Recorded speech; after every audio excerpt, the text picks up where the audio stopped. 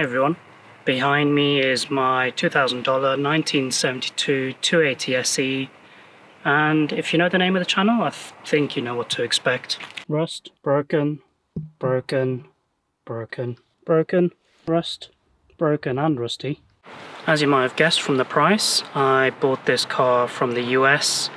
I imported it myself, and it's a left-hand drive version obviously. I actually bought it from eBay, sight unseen. It was a non-runner, and I even paid the guy before it was collected. These are all things you shouldn't do when buying a car, but I'm an idiot, and that's what this whole channel's about. Anyway, let's walk around this one and I can show you some of its features or lack of, and its quirks if I'm trying to be Doug DeMuro. First of all, I'm just going to show you the sound of this door, which I just absolutely love. It's a really nice mechanical noise. Look at that. Such a satisfying mechanical sound.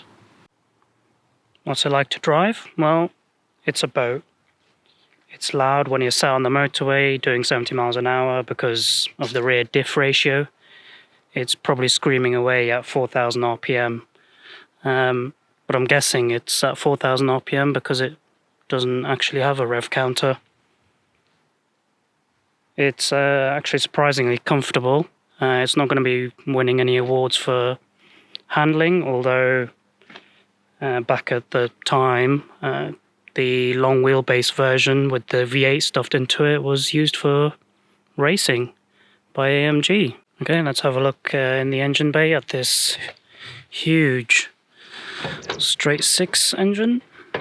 And you can see it stretches the whole length of the bonnet. It's a 2.8 litre, it's supposed to be about 160 brake horsepower. 0 to 60 is probably 10 plus seconds. It has mechanical fuel injection, with it being a 280 SE, with the E standing for Einspritzer Motor, which is German for fuel injection engine. And you can even see some of the bits that are broken in here. So I've blocked this hose off. This is actually for the central locking. I didn't want to let the engine suck in extra air, messing with the idle. Here you can see that it's had a knock at some point in its life. It's been fixed, but there are still some signs on the wing. It's not too bad. I've got a new wing at my friend's house, so I'll probably stick that on at some point and get it painted. There's a few rusty bits here as well, so just here along the battery tray could probably do with painting as well, and even the brake booster. And here I've got an electric washer motor, which I was gonna get hooked up. These actually came with a manual system, which I'll show you in a bit. Other than that, not much else down here. There's the AC compressor, which I've left the belt off because it doesn't even work, so what's the point? With it being a US car, it obviously had these side markers, both front and back, with the rear ones being red, and these stacked headlights, which I had to swap around to right-hand drive. So I think either the bottom or the top one is the dip beam. I don't know which way around it is, and the other one's the high beam. The only other thing to note out here is the lack of a fuel filler cap. So nothing on this side. Nothing on this side either. So some nice clean lines. It's actually hidden behind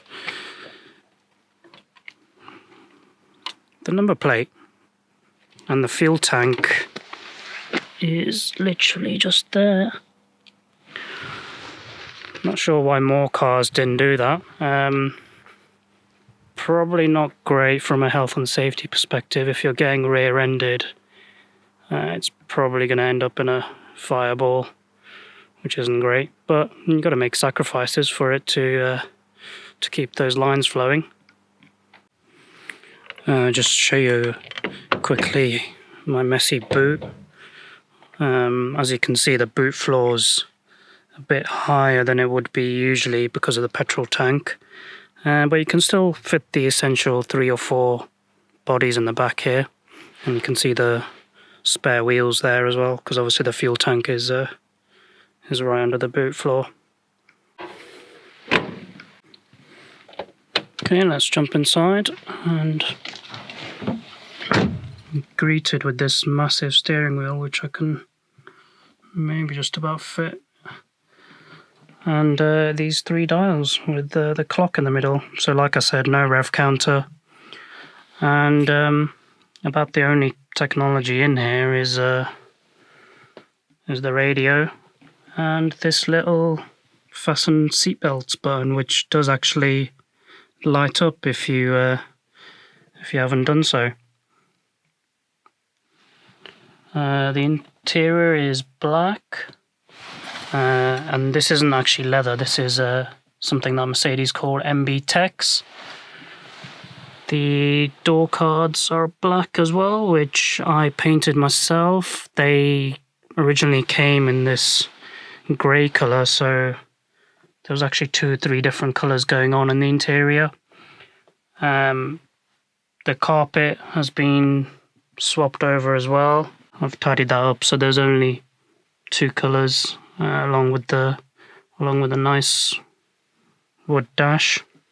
So I was going to show you guys how the window wipers work on this. So both my hands are on the camera, look nowhere near the stalk. There we go. Look, my hands are nowhere near the stalks.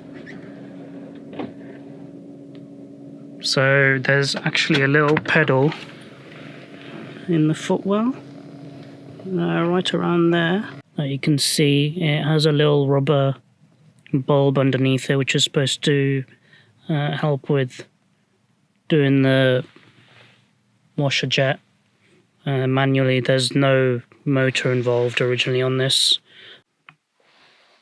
So I've got this nice Becker Europa stereo in here. This is original to the car as far as I know. And this is just one speaker on the dash, no other speakers anywhere, but I know you could get optional extras where it was a multi-speaker system, so both front and back with speakers on the parcel shelf. This actually works, and I was probably going to look at getting an auxiliary in with a Bluetooth hooked up to it, and probably swap out the speaker for something better. Now, another thing that's broken in here is all of these heater levers. These are apparently quite common to break. It involves pulling out the whole heater control unit, which I think comes out at the top here. You have to take the dash pad off and all sorts. These are actually quite expensive. I think they're £30 to £40 for each knob.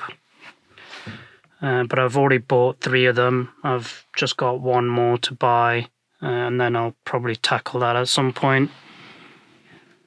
Other than that, there's not really much in here. I mean, there's a glove box, pretty standard.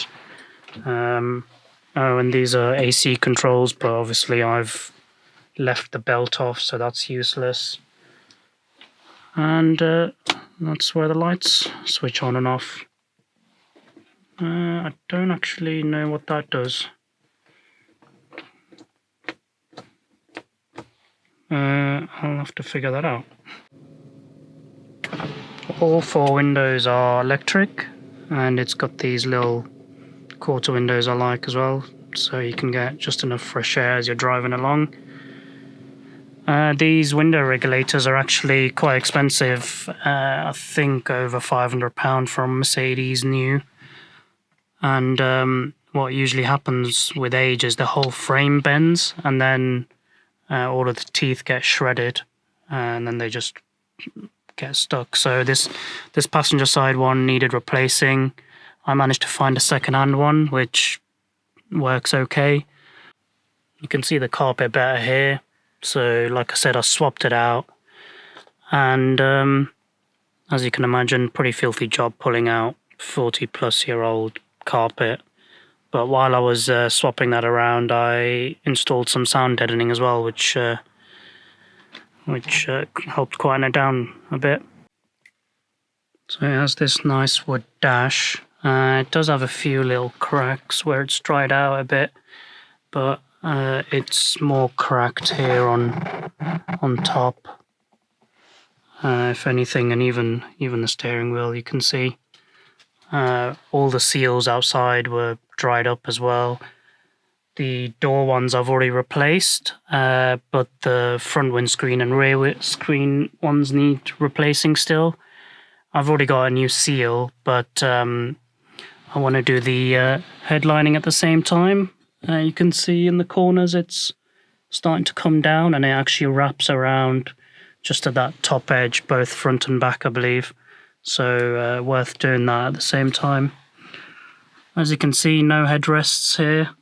I think they were potentially optional extras, because this is a very late car, so I would have thought it'd come with them, but no.